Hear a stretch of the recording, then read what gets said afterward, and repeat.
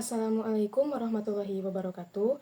Yang terhormat Bapak Dr. Teddy Supriyadi SHI MAG selaku dosen pengampu mata kuliah Pendidikan Kewarganegaraan. Sebelumnya izin memperkenalkan diri. Perkenalkan, nama saya Sagita Nuraini Febrianti dengan NIM 2401381 dari kelas 2B Prodi PGSD Penjas. Di sini saya akan menjelaskan materi mengenai ketahanan nasional Indonesia. Materi pertama yaitu ada pengertian ketahanan nasional, yang dimana ketahanan nasional ini secara etimologis yaitu ketahanan berasal dari kata dasar tahan yang berarti tahan penderitaan, tabah, kuat, dapat menguasai diri, gigih dan tidak mengenal menyerah. Nah, dimana ketahanan nasional ini merupakan kemampuan bertahan bangsa Indonesia dalam menghadapi berbagai tantangan di dalam menjalankan sebuah kehidupannya. Baik, selanjutnya ada unsur-unsur ketahanan nasional, yang dimana unsur-unsur ketahanan nasional ini menggunakan pendekatan Astagatra. Astagatra ini dibagi lagi menjadi dua kelompok besar, yaitu ada Trigatra dan Pancagatra. Nah, yang pertama ada Trigatra, yang dimana Trigatra ini adalah 3 unsur alamiah yang sifatnya itu tetap tidak bisa dirubah oleh manusia. Yang pertama ada letak dan posisi geografis.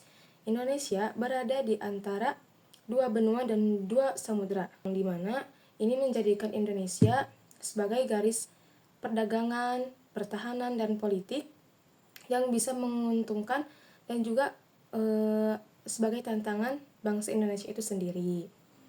Nah, yang kedua ada keadaan dan kekayaan alam. Kita ketahui bahwa Indonesia itu memiliki banyak kekayaan alam, baik di darat maupun di laut, seperti tambang, perikanan, kemudian banyak hutan, seperti hutan mangrove, dan masih banyak lagi yang lainnya. Nah, yang ketiga ada keadaan dan jumlah penduduk. Kita ketahui bahwa Indonesia itu salah satu negara dengan jumlah penduduk terbanyak di dunia. Nah, penyebaran penduduk yang tidak merata dan tingkat kesejahteraan yang beragam menjadi faktor penting yang mempengaruhi stabilitas nasional. Nah, selanjutnya ada Pancagatra. Tadi kan Trigatra itu sifatnya alamiah dan tetap tidak bisa diubah. Nah, sedangkan kalau Pancagatra ini yaitu sosial dan bisa diciptakan atau dirubah oleh manusia. Nah, kelima aspek tersebut diantaranya yang pertama ada ideologi. Nah, ideologi ini menjadi dasar dan pandangan hidup bangsa. Nah, di Indonesia sendiri, ideologi yang dianut adalah ideologi Pancasila yang menjadi pedoman dalam kehidupan bermasyarakat, berbangsa, dan bernegara. Yang kedua ada politik. Nah, sistem politik ini mencangkup tata kelola kekuasaan, pemerintahan, hubungan antar lembaga negara, dan partisipasi masyarakat dalam sebuah pemerintahan. Nah, yang ketiga ada ekonomi. Nah, kondisi ekonomi ini berkaitan dengan sistem dan kegiatan ekonomi nasional. Nah, Indonesia ini menganut ekonomi Pancasila yang bertujuan untuk mewujudkan kesejahteraan rakyat yang adil dan merata. Kemudian yang keempat ada sosial budaya. Nah, aspek ini mencangkup nilai-nilai sosial, adat istiadat, norma, pendidikan, dan kebudayaan yang hidup dan berkembang di masyarakat. Nah, yang kelima ada pertahanan dan keamanan atau HANKAM. Nah, HANKAM ini merupakan upaya untuk menjaga kedaulatan negara, keutuhan wilayah, dan keselamatan bangsa dari berbagai ancaman, baik itu ancaman datangnya dari luar maupun dari dalam. Selanjutnya ada globalisasi ketahanan nasional.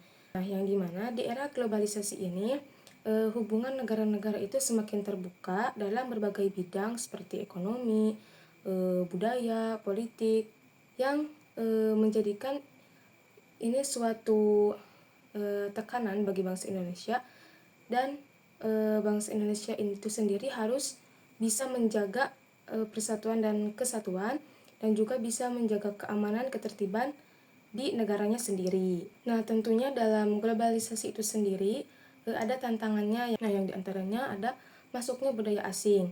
Nah, yang dimana globalisasi ini memudahkan budaya asing itu masuk ke Indonesia, sehingga bangsa Indonesia itu harus bisa memilih atau memfilter budaya-budaya yang masuk ke Indonesia. Nah, yang kedua ada persaingan ekonomi global. Nah, produk-produk luar negeri itu sekarang banyak yang masuk ke Indonesia. Nah, sehingga pengusaha-pengusaha lokal itu harus bisa bersaing dengan produk-produk luar negeri. Kemudian yang ketiga ada ancaman ideologi asing.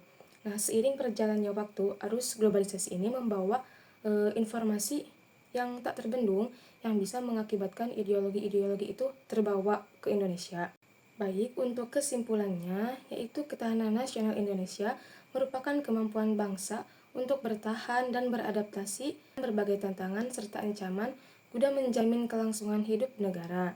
Nah, konsep ini dikaji melalui pendekatan Astagatra yang mencangkup Trigatra dan Pancagatra. Dalam era globalisasi, ketahanan nasional menghadapi berbagai tantangan besar seperti masuknya budaya asing, persaingan ekonomi global, dan ancaman ideologi luar. Nah, sehingga diperlukan kemampuan adaptasi dan inovasi yang berkelanjutan. Mungkin cukup sekian yang bisa saya sampaikan. Mohon maaf apabila masih banyak terdapat kekurangan.